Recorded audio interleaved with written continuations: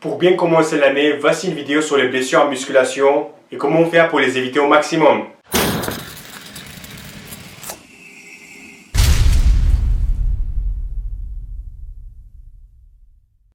On ne peut pas faire une vidéo sur comment éviter les blessures sans parler de ce qui est le plus évident. Donc la première chose à faire pour diminuer au maximum le risque de se blesser, c'est un bon échauffement. Oui, je sais que c'est très logique, mais beaucoup ne font pas du tout d'échauffement. Je vois beaucoup arriver à la salle, faire quelques rotations d'épaule, charger la barre et commencer leur exercice. Je ne dis pas qu'il faut passer 20 minutes à s'échauffer, mais il faut faire un minimum. Oui, le minimum pour la plupart suffit. Si par exemple vous allez faire une séance de haut du corps, le minimum ça sera par exemple quelques rotations de nuque, poignet, coude, les épaules, le buste, puis vous allez faire une série de pompes, une série de tirages tranquilles, puis une ou deux séries d'échauffement de votre premier exercice. Ça, c'est le minimum que vous devez faire pour éviter au maximum les blessures. Et même si vous faites un super échauffement, ça ne veut pas dire que vous ne risquez pas les blessures, non. Vous pouvez faire un très bon échauffement et pendant un squat, perdre un peu la concentration, relâcher un peu le ventre et faire mal au dos. Un autre avantage de l'échauffement, c'est de savoir quelle intensité vous allez utiliser pendant votre séance. Si vous avez regardé ma vidéo sur l'intensité, dedans j'ai parlé d'une étude où les participants qui ont fait des séances selon leur forme avaient plus de résultats que ceux qui ont fait toujours la même intensité. Donc pendant votre échauffement, vous allez aussi déterminer l'intensité que vous allez utiliser dans votre séance. La deuxième chose à faire attention, c'est le choix des exercices et la technique d'exécution. Pour le choix des exercices, l'exemple le plus évident, c'est le développé et le tirage nuque.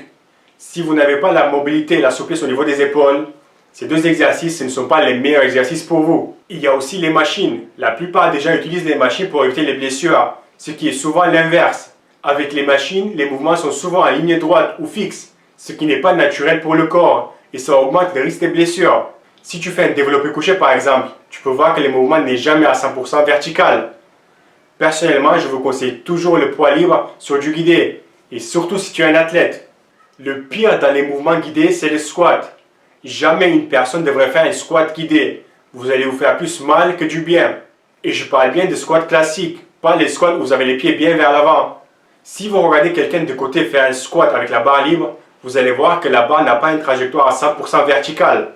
Avec la barre guidée, votre corps va s'adapter et suivre le trajet de la barre. Et du coup, quand il s'habitue, vous allez toujours avoir mal au dos. Un autre exercice qui pose beaucoup de problèmes, et je te garantis que si tu as souvent mal au coude, c'est la barre au front pour les triceps. Encore une fois, bien choisir les exercices est très important. Juste parce qu'il y a un exercice que j'aime bien et je sens bien les muscles travailler, ça ne veut pas dire que ça va être pareil pour toi. Pour la technique d'exécution, c'est souvent avec les personnes qui préfèrent mettre lourd où la technique commence à se dégrader. Tricher sur la dernière répétition d'une série où tu as le contrôle total n'est pas la même chose que d'avoir une technique dégueulasse. Parfois, ce n'est pas le fait de mettre lourd où la technique commence à se dégrader, mais c'est dès le début. Et l'exemple que je vois souvent, et quand je vous dis souvent, c'est une personne sur deux, c'est les développés couchés. Les gens écartent trop les mains sur la barre quand ils pensent qu'ils vont travailler plus l'extérieur des pecs, ce qui est totalement con, ou ils descendent la barre sur le haut des pecs et du coup ils ont les coudes ici, et ils se demandent pourquoi ils ont souvent mal aux épaules. Donc, apprends à correctement exécuter les exercices si tu comptes faire ça pendant longtemps, sans blessure. La troisième chose qu'il faut faire, et j'insiste, c'est de travailler avec une amplitude complète. Tout le monde, avec quelques exceptions, devrait être capable de faire la plupart des exercices de base avec une amplitude complète. Pourquoi c'est si important?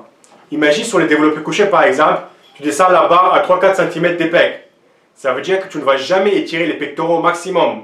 Donc si un jour tu as 100 kg sur la barre et tu vas jusqu'à l'échec, tu n'arrives plus à la dernière répétition, tu descends jusqu'en bas. Donc du coup tu vas étirer les pecs au maximum avec une charge qu'il n'a pas l'habitude de faire. Et qu'est-ce qui va se passer à ton avis? Oui, une déchirure. Tu as un ressort, tu les tires les 3/4 tous les jours. Et d'un coup, tu décides de les tirer au maximum. Qu'est-ce qui va se passer? Pareil avec le curl biceps. Si toujours vous faites ça, qu'est-ce qui va se passer le jour où vous descendez jusqu'en bas, ou vous essayez de faire une flexion, les bras tendus avec une bonne charge? Au revoir les biceps.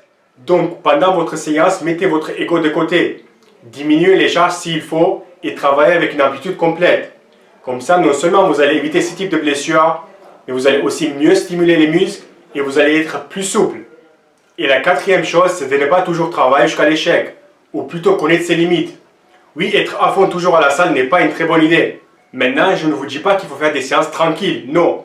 Mais il faut arrêter de croire qu'il faut toujours aller à fond et se donner le maximum pour pouvoir progresser et avoir des résultats. Non, c'est la progression qui t'amène aux résultats. Et quand tu es blessé chez toi 2-3 mois, car pendant une séance, tu avais envie de tout donner et tu t'es blessé, mais là, tu ne progresses plus.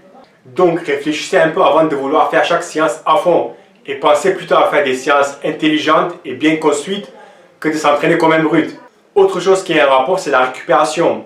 Si par exemple tu suis un programme où tu t'entraînes 5-6 fois par semaine, pense à soit prendre une semaine de récupération complète tous les 5-6 semaines, soit faire une semaine tranquille tous les 4 semaines.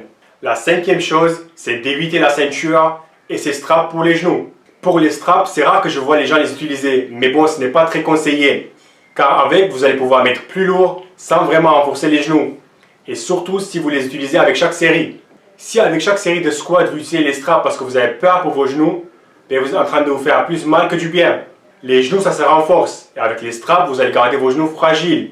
Surtout par rapport à la force que vous avez dans les cuisses.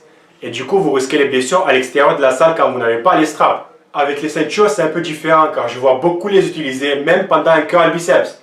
C'est pareil que les straps, la ceinture remplace votre propre ceinture abdominale. Et du coup, en dehors de la salle, quand vous n'avez pas la ceinture et vous allez faire un mouvement athlétique, vous essayez de soulever une charge lourde, qu'est-ce qui va se passer? Et la dernière chose, c'est de travailler sur vos points faibles pour éviter et corriger au maximum les déséquilibres musculaires. C'est un point très important et beaucoup le négligent, surtout les athlètes. J'ai une vidéo sur les déséquilibres musculaires si ça vous intéresse. Les déséquilibres les plus courants sont au niveau de l'épaule, le devant plus développé que l'arrière. J'ai une vidéo sur ça si ça t'intéresse. La ceinture abdominale, les abdos plus développés que les lombaires ou l'inverse. Et les quadriceps plus développés que les ischios. La raison pourquoi beaucoup de footballeurs se blessent. Donc vous pouvez soit suivre ces conseils, s'entraîner intelligemment pour non seulement progresser, construire du muscle, être en forme sans blessure, ou faire n'importe quoi, progresser vite, mais risquer gros. Car les blessures à la salle sont presque inévitables si vous ne faites pas attention. Merci et à la prochaine vidéo. Depuis 1950, les gens pensent que les graisses saturées sont mauvaises pour la santé. Car à l'époque, les chercheurs ont fait une sorte d'étude et ils ont vu que dans les pays où ils consommaient beaucoup de graisses saturées,